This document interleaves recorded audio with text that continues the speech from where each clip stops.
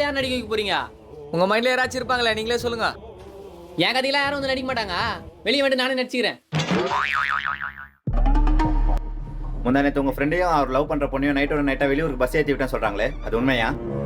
ஐயா, முந்தா நேற்று நைட்டு என் ஃப்ரெண்ட்ஸுங்களோட அரசாங்க கடையில் இருந்தீங்கய்யா. நான் வீட்டுக்கே விடிய காலையில் 9 மணியே போனேன்.